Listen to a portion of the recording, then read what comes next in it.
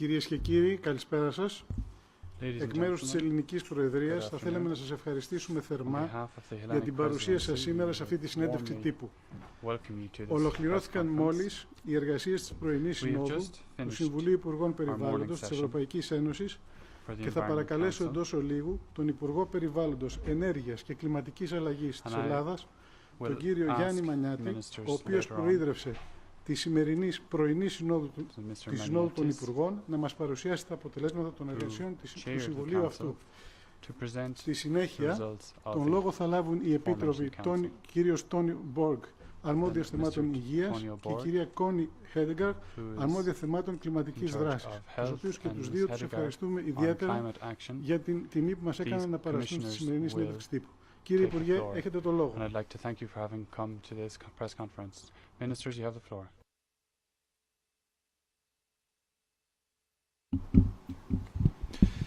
Σας ευχαριστούμε πολύ για την σημερινή σας παρουσία. Στην πρωινή συνεδρίαση συζητήσαμε το θέμα της πρότασης κανονισμού του Ευρωπαϊκού Κοινοβουλίου και του Συμβουλίου για την τροποποίηση της οδηγίας 2001/18 όσον αφορά στη δυνατότητα των κρατών μελών να περιορίζουν ή να απαγορεύουν την καλλιέργεια των γενετικά τροποποιημένων οργανισμών στην επικράτειά τους.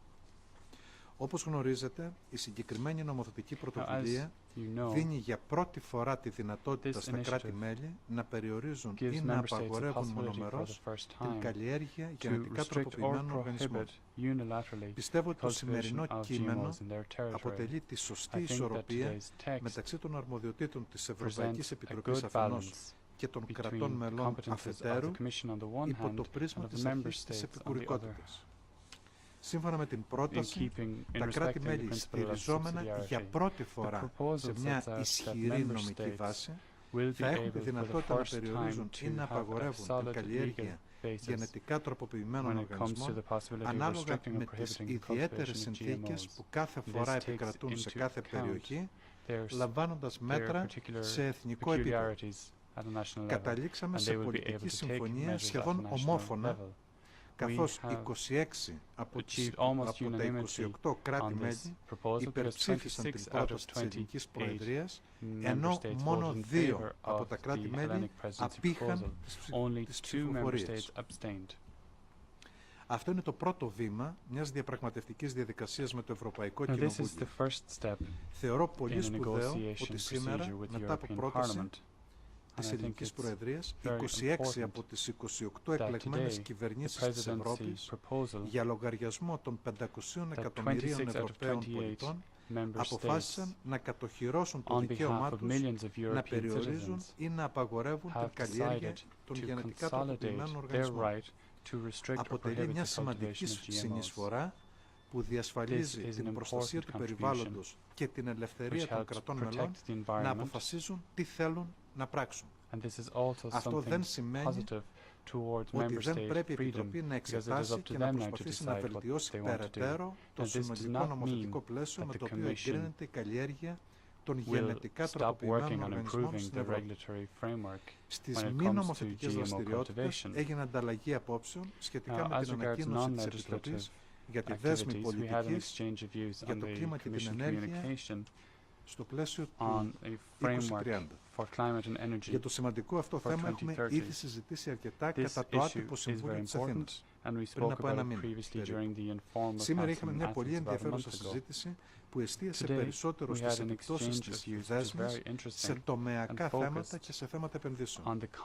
Όλοι οι τομείς, μεταφορές, γεωργία, βιομηχανία και άλλοι, πρέπει να συμβάλλουν στη μείωση των εκπομπών αερίων του θερμοκηπίου. Ωστόσο, το δυναμικό των επιμέρους τομέων να συμβάλλουν στις προσπάθειες μείωσης εξαρτάται από πολλούς παράγοντες και ασφαλώς διαφέρει από κράτος μέλος σε άλλο κράτος μέλος και στο πλαίσιο αυτό έγινε μια πολύ δημιουργική συζήτηση για την αντιμετώπιση των επιπτώσεων αυτών. Ανταλλάξαμε επίσης απόψεις σχετικά με το πώς θα αντιμετωπίσουμε τις επενδυτικές προκλήσεις κάνοντας την καλύτερη δυνατή χρήση των πολιτικών και των εργαλείων της Ευρωπαϊκής Ένωσης. Οι διάφορες συζητήσεις μέχρι σήμερα έχουν βοηθήσει να τεθούν οι βάσεις για ένα σαφή οδικό χάρτη που οριοθετεί τα απαιτούμενα βήματα στον δρόμο προς την τελική συμφωνία σχετικά με το πλαίσιο για το 2030 μέχρι τον Οκτώβριο, που είναι ο στόχος που τέθηκε από τους αρχηγούς κρατών και κυβερνήσεων στο τελευταίο Ευρωπαϊκό Συμβούλιο. Πιστεύω ότι και αυτή η συζήτηση, η σημερινή, συνέβαλε στο να διευκρινιστούν ορισμένες πτυχές των παραμέτρων αυτών. Μετά από αυτά, αλλά και σε συνέχεια με την αυριανή συνεδρίαση που θα έχουμε με τους Υπουργούς Ενέργειας, θα συνοψίσουμε την έκβαση των συζητήσεων με επιστολή που θα αποστείλω ως Προεδρεύων προς τον Πρόεδρο του Ευρωπαϊκού Συμβουλίου ως συμβολή των δύο Συμβουλίων Περιβάλλοντος και Ενέργειας για να υπάρχει ένα κείμενο τροφοδότησης της συζήτησης που θα πραγματοποιηθεί στο Ευρωπαϊκό Συμβούλιο του Ιουνίου. Σας ευχαριστώ πολύ. Yes, thank you very much, Mr. President, and I am delighted to have witnessed this breaking of the deadlock, reaching a political agreement on this cultivation proposal approved NEMCON, because no one voted against this proposal. Should it be described as a cultivation proposal? Well, it depends on which side of the fence you are. I can describe it as a non-cultivation proposal. That is to say, the right of member states to block cultivation on their territory in spite of the fact that a cultivation authorization has been issued by the Commission on the positive advice of the European Food Safety Authority, EFSA. So you can call it cultivation proposal or non-cultivation proposal. Whatever you call it, it means that when this proposal comes into effect, and I was delighted by what I heard from the Italian Minister Gianluca Galletti, who said that he'll try during the Italian presidency to reach an agreement between the two co-legislators. I hope he succeeds, and I can assure him that he will find the Commission's support to succeed. Well, when this proposal comes into effect, and it will come into effect the moment it is approved, each member state can object, can block the cultivation of GMOs on its territory on grounds other than health and environment. And these grounds are specifically listed in the proposal itself. So, to put it in a more clear way, if the Commission and EFSA say no to cultivation, it will be a no to everyone. If the Commission and EFSA say yes, it won't be a yes to everyone, and on specific grounds 5, 10, 15, 20 member states can block the cultivation on their territory. However, this does not affect the free movement of goods, including agricultural products. So if country A allows cultivation and country B does not allow cultivation, still the free movement of crops, even GMO crops, would be possible, because otherwise it would disrupt the internal market. Now, this proposal will solve first this problem of underlining subsidiarity on a very controversial issue, which is GMO cultivation in Europe. Secondly, it will also solve certain legal difficulties which member states have faced in the past, even in the recent past, when they themselves unilaterally adopted certain legal safeguards against cultivation of a crop authorized for cultivation by the Commission. So there have been instances where member states have issued what they call legal safeguards, which were struck down by their own courts. This proposal will solve these difficulties, because now it will be part of the acquis for a member state to be allowed, under certain legitimate grounds which are listed in the proposal, beyond health and environment, to block cultivation on their territory. Now, I know that some organizations have questioned the legal validity of such a proposal. I don't know whether they were the same organisations which questioned the legal validity of the legal safeguards unilaterally issued by the Member States. I believe that this pan-European proposal is legally sound.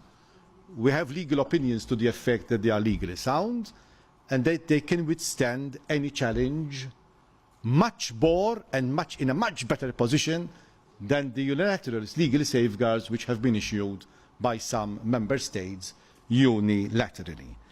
I look forward to a proper debate with the two co-legislators in the second reading, and I hope that we'll have this proposal out as soon as possible. One last point. Compared to the original proposal under the Danish presidency, what has been introduced here is also the possibility for the company which applies for a cultivation authorization to geographically exclude certain countries. So the moment we receive an application for the cultivation of a GMO on EU territory, each Member State can request that the authorization excludes geographically their territory. And if the applicant company accepts, then of course we would have solved the first problem, because the authorization would only be issued to those countries which did not object to being included geographically. If the company does not accept, it will still be possible in the second stage for a Member State to object, to opt out of the cultivation proposal on its own territory. So it's a win-win situation for Member States based on the principle of subsidiarity. Thank you. Thank you very much. After the discussion we have had today on the 2030 climate and energy package, I think it's safe to say that the process is very much on track. Of course, there are in-depth discussions now. Who is doing what, provided what? That is what is called effort sharing. That is never easy. But I think that there is a joint sense of urgency and also wish to stick to the October deadline as a deadline where the heads of states in Europe will be able to agree the overall targets. As you know, they are going to discuss energy security now at the June European Council, and the Commission has provided some input for that debate.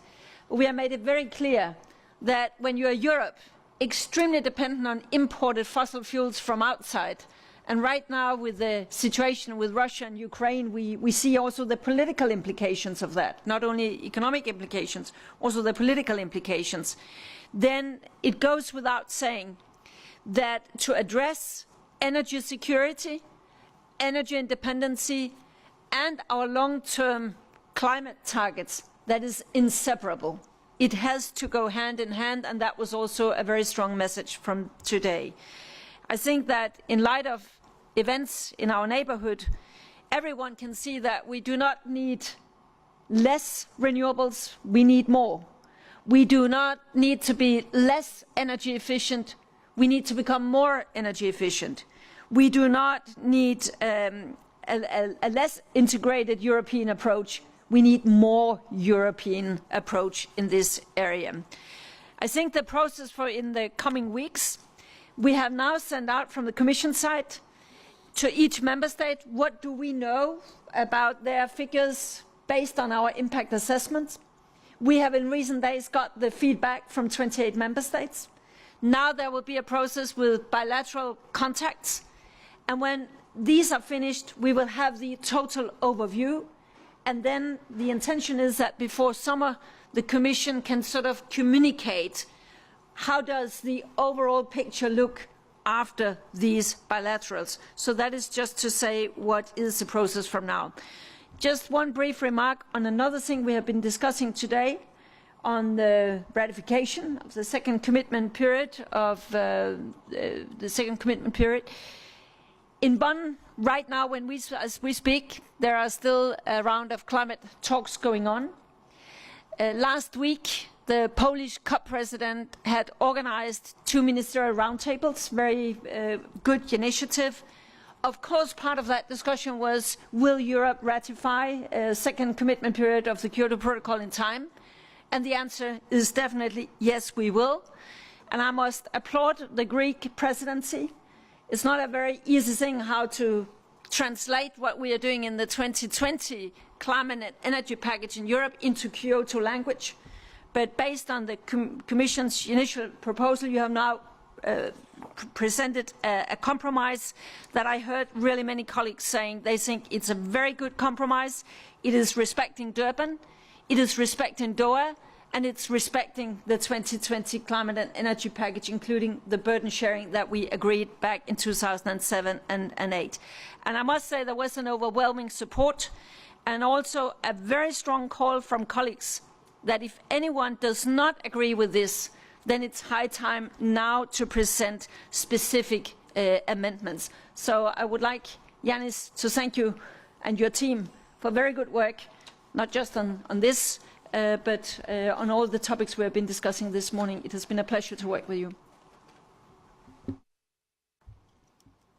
Επιτρέψτε μου απλώς, πριν ξεκινήσουμε τις ερωτήσεις και τις απαντήσεις, να εκφράσω τις ειλικρινείς, τις βαθιές μου ευχαριστίες προς τους δύο επιτρόπους, και στον Αντώνιο Μπόρτς και στην Κόνι Χέντεγκαρτ, διότι όλο αυτό το διάστημα από τους 6 μήνες που μεσολάβησαν, είχαμε τη δυνατότητα, διαχειριζόμενοι δύσκολους φακέλους, να δούμε πόσο μπορούμε πραγματικά η Προεδρία με την Επιτροπή να δουλέψουμε δημιουργικά προς όφελος των λαών της Ευρώπης. Και θέλω να τονίσω ότι αισθάνομαι ευγνωμοσύνη για την βοήθεια που είχαμε ως Προεδρία από την Επιτροπή και ασφαλώς και από τη Γραμματεία του Συμβουλίου, και τα όποια βήματα έγιναν προς όλες τις κατευθύνσεις, τα θετικά βήματα, είναι βέβαιο ότι δεν θα μπορούσαν να έχουν γίνει χωρίς και την προσωπική παρουσία των δύο επιτρόπων. Without the personal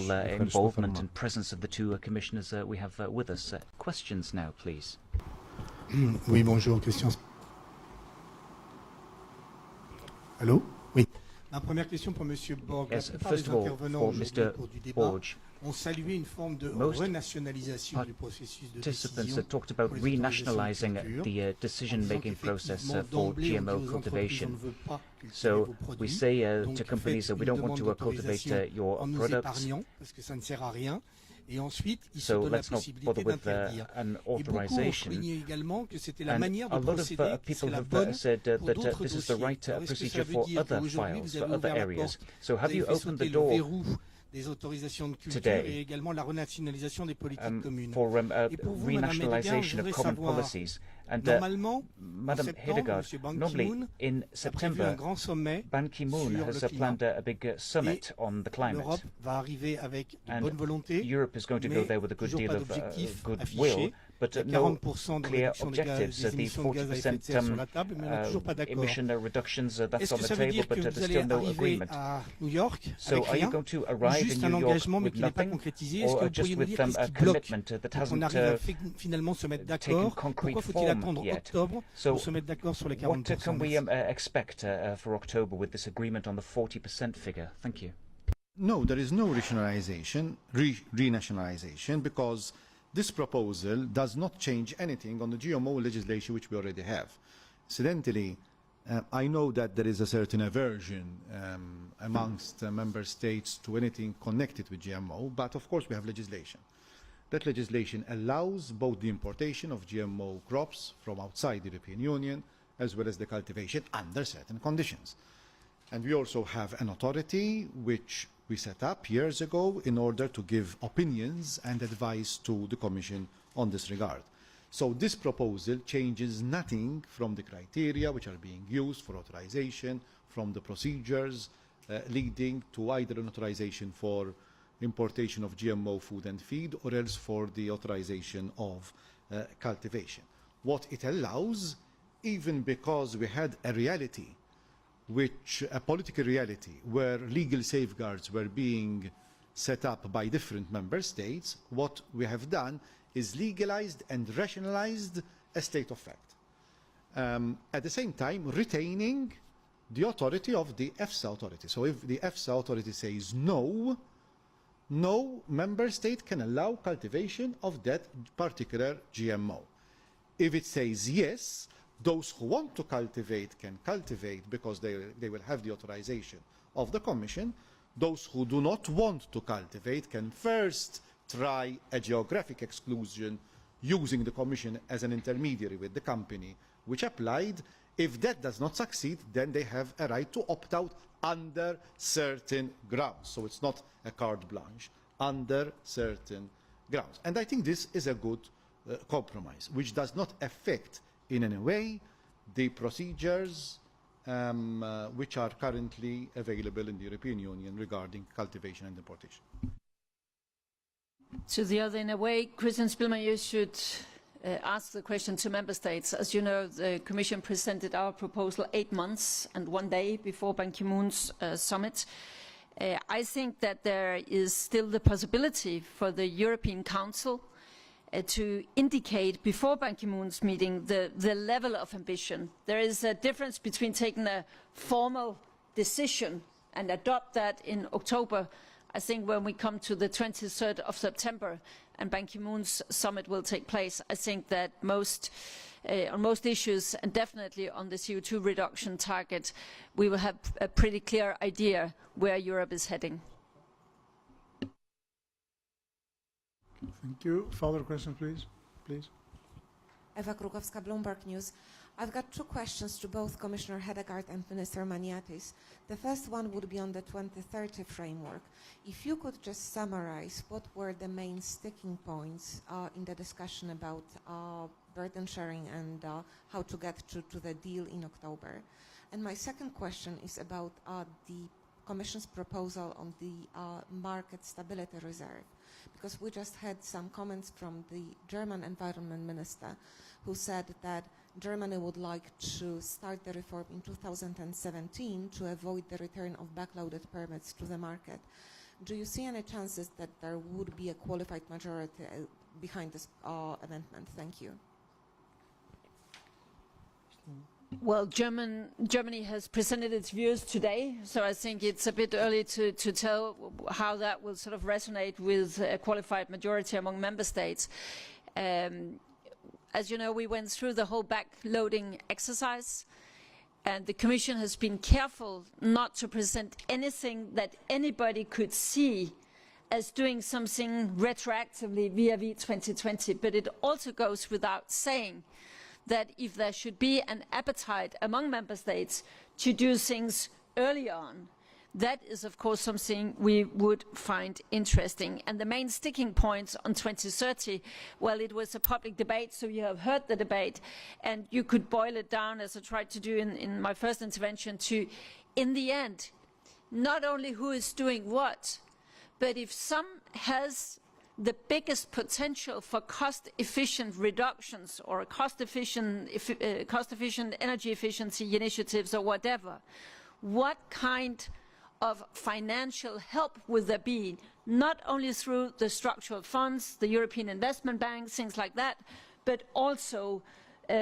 solidarity-wise from other member states who might have more expensive low-hanging fruits than others, but then there will have to be some kind of also economic burden sharing. That was the case in the run-up to the 2020 climate and energy package, and of course that is also part of what is being discussed this time.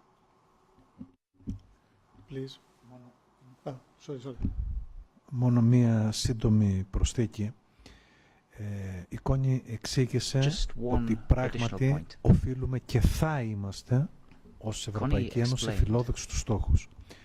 Όποια από τα κράτη-μέλη θέλουν νωρίτερα να ξεκινήσουν τη νέα διαδικασία, είναι προφανές ότι αυτό διευκολύνει την κατανομή όλων των επιμέρους βαρών.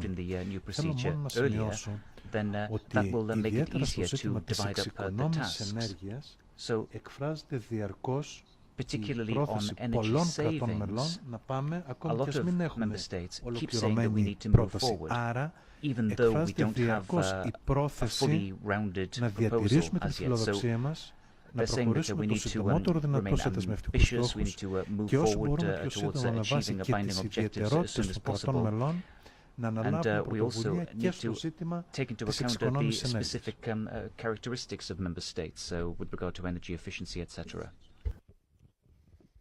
Martina, is it switched on? No. Okay. Martina Herzog, German Press Agency, DPA. A question to Commissioner Borg. Could you give us an indication when you intend to decide on the MICE 1507?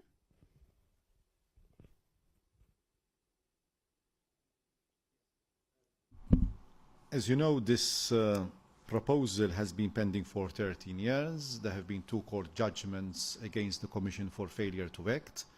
I sent the proposal to the Council of the Environment Ministers last February, as one was obliged to do under the old comitology procedure, and in that Council there was no qualified majority against the proposal for 1507, which had received 6 positive opinions of EFSA.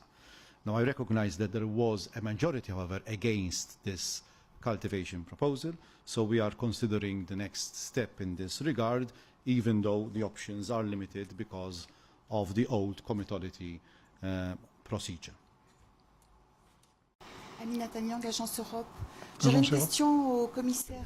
have a question for Commissioner Borg on GMOs. You've said that there's a list of grounds which can be given in the regulation modifying the directive, and among these grounds you have environmental policy. Now, you've said that member states can't talk about anything other than health or environment issues. So what does that mean, environmental policy, that reason that's in the list? Yes, on purely environmental and health issues, that remains the exclusive competence of the Commission and of EFSA. In fact, this is one of the added advantages of this proposal, that the legal safeguards, which before were based on a number of issues, now they are based on specific grounds which go beyond health and environment. But for instance, one could include urban planning as a form of protecting the environment, but not from the health point of view, but from the point of view of planning itself.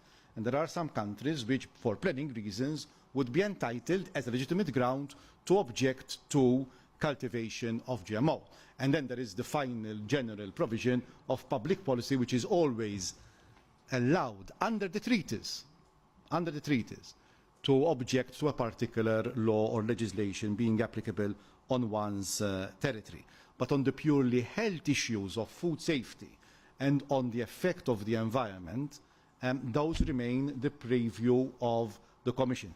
But there are other questions which indirectly affect the environment, like urban planning, where it could be a legitimate ground for a member state to object. Something which is not allowed today, strictly speaking, that is not allowed today under the current legislation.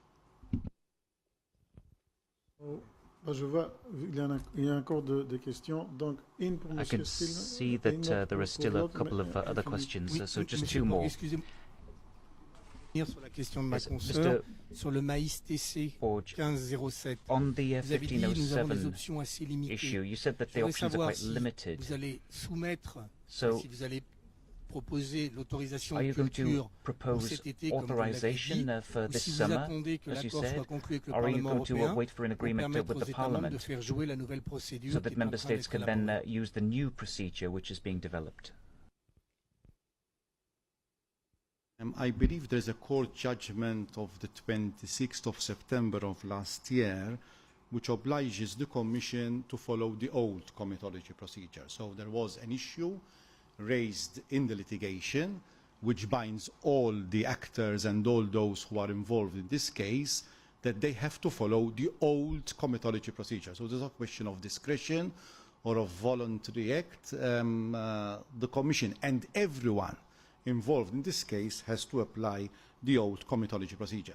The old comitology procedure does not give us a lot of discretion, unlike other laws, and the member states knew about this. So when they decided on this particular question, or refused to decide on this particular question so that the ball comes into the court of the Commission, they knew that by not voting against by a qualified majority to this particular application, then the old comitology procedure was very clear as to the results.